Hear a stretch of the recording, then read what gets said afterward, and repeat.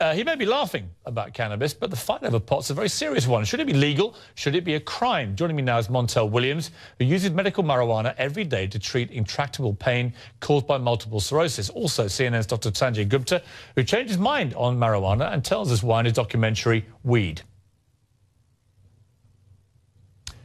Gentlemen, let me come to both of you together. I want to start really with Montel. I've talked to you before about this and about your daily use of marijuana. I believe you've taken some today, as you would every day. Is that correct? Well, you know, here's something that's been happening. We haven't had a chance to talk for quite a while. I've been involved in a program that's a very unique program. It's a deep brain stimulation program that's been helping me as much. So I don't have to use as much as I have in the past. But when I try to use it like I would use if I was using Vicodin or any other medication, when I'm really in bad pain, most of the time before I go to sleep at night, that's when I have the toughest time because I have night cramps and tremors. And those tremors then cause that pain that stays there at about 2 o'clock or 3 o'clock in the morning.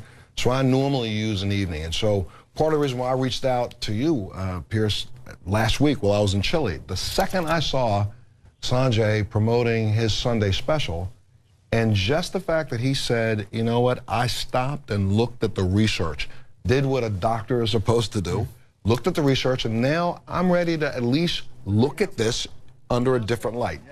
His mind isn't completely changed, but I think his mind is in the direction that let's just support the research that's there that says that this is an efficacious agent and doctors should be the ones that should be able to prescribe it. Well said. And for somebody like you, Montel, who has suffered in pain for years and years and years and has constantly put out there a belief that you do think marijuana could be used in a medical way to help people in your position, you must feel pretty not only vindicated by this debate going the way it's going, but also pretty grateful to Sanjay, who's a very eminent doctor, making such a public U-turn on it. You know, to say thankful, I don't know what, I'd hug this guy and kiss this guy because what we've been waiting for in this entire movement, and I'm not talking about the movement to legalize, because that's not what I'm involved in at all. I'm talking about the fact that I have a relationship with a doctor who can right now prescribe me any myriad of psychotropic medication to help affect my pain. Everything from the most extremes to the others. I'm not going to name any because I don't want to put any other drugs down. They don't work for me anymore. I've outused my opiate lifestyle. I can't do it anymore. The opiates don't work for me. And so this is a drug that works. And if my doctor, if Sanjay was my doctor and he said, I think I should prescribe this little tablet for you to eat or this for you to smoke each night, Montel, I prefer you didn't smoke, but I want you to do this because I think it's going to work for you and that'll help you work and be a contributing member to society. That's the kind of doctor I want, and that's the relationship I think I should have with my doctor. And the fact that he is such a preeminent doctor and recognized that way, not just in the United States, but worldwide. I want more doctors to recognize his statement. Do the research. That's all we ask. Yeah. Good point. Now, Sanjay, you've got enormous ratings for this special on Sunday, some of the biggest ratings CNN's had outside of breaking news in a very long time, showing that there's vast interest in this subject. America is moving slowly but inexorably, many believe, towards at least bringing in medical use of cannabis in a legalized way and possibly even recreationally. You've been keen, I think, to stress the medical benefits, not straying too far into recreational, similar position to Montel. But you've also attracted lots of flack this week from some doctors who say this is dangerous and it shouldn't be happening. I've got one of those doctors coming up after the break. But what is your response to the criticism you've had this week? Well, look, I mean, a lot of the criticism, I think, you know, first of all, you talk to a guy like Montel, and he's been ahead of the curve on this, frankly. Been talking about this for years because he's lived this. And I wish, you know, more people, myself included, would have paid attention to the chorus of legitimate patients with legitimate problems who got legitimate benefit from this. But having said that, I think the criticism often stems from this dichotomy that, look, if you do this, what about the kids? And I get it. I have kids. I understand that concern and all that, but I don't think either Montel or I are saying that this is something that we would start advocating for kids to start taking. Look, if the trade-off is because of the concern about kids, that patients will then be denied therapy that works for them, like Montel Williams and like hundreds and thousands of other patients out there, that is not something that I think, you know, doctors or frankly any compassionate person should accept. And Piers, I got to tell you, before we go to break, honestly, for the last 37 years in the United States of America, our federal government already figured out how to do it. Every single month, they send one of these out to now 4 patients who are alive. It started out with almost 30 patients, 22 patients, and now only 4 of them are alive. They get 500 marijuana cigarettes rolled by the federal government, grown at the University of Mississippi, and then sent out to dispensaries every month. This isn't that hard. All we have to do is have the President of the United States change it from Schedule 1 to Schedule 2, bring it under the controls that we already have, and therefore pharmacies could dispense it. They already have safes. We already have the system in place. And if our government has been testing it, growing it, and selling it for 37 years, how long is it going to take them to figure it out? Yeah, there is a hypocrisy here, Piers. You know, it's amazing. Yeah. I mean, you know, that is an example of hypocrisy. The United States government also owns a patent on marijuana as a medical application. Montel has it here. So we have a patent through our Department of Health and Human Services on marijuana as a therapeutic, and we also schedule it as a Schedule 1, saying it has no medical application. Well, look, we are going to go to that break, I promise now. We're going to come back with Dr. Sharon Levy. She's a director of Adolescent Substance Abuse Program and also the chair of the American Academy of Pediatrics. So she has a different view to the pair of you, and I'm sure it'll be a pretty forthright discussion coming after the break.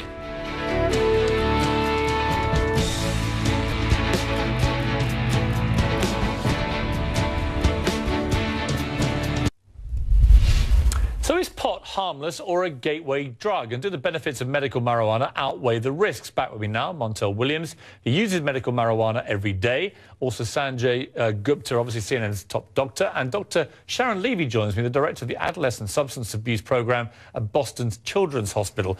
Dr. Levy, you've heard what Sanjay's had to say. You've heard Montel, who actively uses marijuana to deal with his pain very successfully. Why are you so opposed to this? Right, well, while I oppose medical marijuana, I want to really start by saying that there's a lot that I do agree with both Sanjay and Montel. So it's pretty clear that there are a lot of potential therapeutic effects of cannabinoids that are helping Montel with his pain. There's cannabidiol that's helping the little girl who we saw in Sanjay's documentary. And, you know, as a physician, I think it's really important that we develop these as medications. And I'm not here to try and block patients who really need this, really need cannabinoid therapy from getting it. The issue is, though, that I would say as a medication, it's not really quite ready for prime time. There's a lot we just don't know about it. We don't have a good idea about how to do dosing. We don't know about the pharmacokinetics of the substance. And we don't know about as much as we need to know about the potential harms, especially for adolescents. The issue really is that for every patient who would benefit from medical marijuana, there are probably several others who could be harmed by marijuana by using it for a condition that's really not going to help it. But, I mean, isn't it slightly absurd that the US government still classifies marijuana in the same category as LSD and heroin, which are defined, and I'm quoting here, drugs with no currently accepted medical use and a high potential for abuse? Quite clearly, even you agree with Sanjay and Montel that there is clear evidence that it does bring therapeutic help and medical help where appropriate. So the classification seems to be completely wrong, doesn't it? Well, you know, I think that there has been difficulty in studying cannabinoids largely because of a confluence of circumstances that were brought up in the special and in other interviews that we've seen on CNN. We know that there are more agencies regulating cannabinoids than other substances that we develop as medications. And, you know, that may need to be addressed. And I think as physicians, we should be advocating for fixing the regulatory problem so that we can study this the proper way and we can use it as medications. I worry, though, that medical marijuana is really a workaround, and whenever you do a workaround, you can make mistakes, and that's why those regulatory processes are there in the first place. And so I think we need to fix them, but I don't think that we should be going around them. Let's play again from Sanjay's riveting documentary, Weed. This is a girl called Charlotte. She was 5 years old and was suffering 300 epileptic-style seizures a week. She's now down to 1 a week, thanks to a special formula of marijuana that didn't get her high. Let's watch this clip. It was his 5-year-old daughter, Charlotte, seizing. Diagnosed with a severe form of epilepsy, she was having 300 seizures a week, each attack so severe it had the potential to kill her. They had already tried dozens of high-powered drugs. We needed to try something else, and at that point in time, marijuana was that natural course of action to try. Holding Charlotte in her arms, Paige waited. An hour ticked by, and then another, and then another.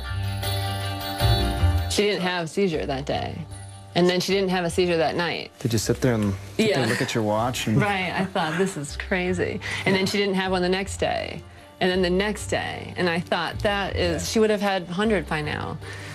And I just thought, this is insane. Yeah, I still get goosebumps when I watch that. But, I have to say, I agree with Dr. Levy. We need to approach this cautiously and responsibly. But just to give you a little context with Charlotte again, who is emblematic of many more patients, she was on several different anti-seizure medications. She was on medications that could potentially be toxic. They wanted to compound a veterinary pill, Dr. Levy, for her. And when they suggested marijuana, everyone thought, well, hang on a second, that's crazy. Marijuana, come on now.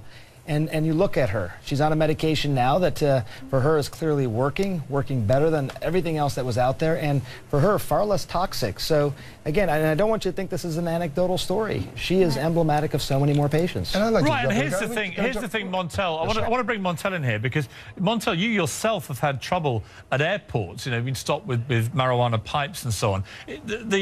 To me, the completely incongruous part of Charlotte's story is that we're all stunned by it. We're all in awe over what has happened in solving her terrible, terrible affliction with medical marijuana. And yet if she steps foot out of Colorado, where it's legal, she could end up breaking the law in other states for something that has clearly almost certainly saved her life. Dr. Levy, let me come to you first, then Montel. That can't be right, can it? Right. Well, again, my point of view isn't that we should be trying to keep cannabinoids away from children like Charlotte. Clearly it's helped her tremendously. And the best way to deliver cannabinoids right now may very well be these extracts of marijuana.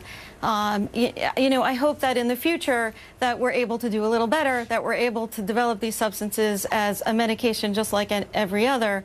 I certainly don't imagine ever recommending that any patient smoke a medication. There's been some allusion to that. I think all of these steps are very, very important. Now, for a child like Charlotte, that may mean that we need to have some mechanism for compassionate use because clearly she can't wait. But I do think that... Yeah, let me just go to Montel on this for a final word from you, Montel, because you're a classic example of somebody whose life has been immeasurably improved by medical marijuana. Where do you think this is all going to go? I think that now that we have more doctors, and even Dr. Levy agrees, we need to do the research. This is what we're all saying. Unfortunately, for the last 38 years, our federal government has wasted money researching something and dispensing it, claiming that it was efficacious. So if what they've already made and delivered is efficacious, then send me this. Why not expand the program and allow me to have what our government grows that they now over 38 years says is efficacious and should work. And just like the people who receive this canister, they can travel from state to state to state with this canister. So I'm just going to say that, I spent 22 years in the military supporting and defending this Constitution of the United States in a uniform. I should have the same rights that our government affords for other people. They give this to them to solve their pain problems. I'm in pain. Yeah. Give it to me. And then I don't have to worry about going through airports because this is a pass from the federal government to take it with me. Right. Well, I'm totally with you. I'm totally with Sanjay, but I understand the concerns of Dr. Levy too. I thank you all for joining me. And good to see you, Montel, as well. Every time you come on my show, I keep thinking, why is that guy not back doing his own show on television? I'm sure it won't be long. Stay tuned. I'm coming back, Piers. Discuss that at another time. I've got to leave it there. Sanjay's special, Weed, is re-airing on CNN at 10 p.m. Eastern on Friday. That follows my own 1-hour special on pot, which is equally fascinating. It's a riveting subject, which all Americans are currently debating. I urge you to watch what effectively is Pot Night on CNN on Friday night. Coming up next, Michael Jackson's ex-wife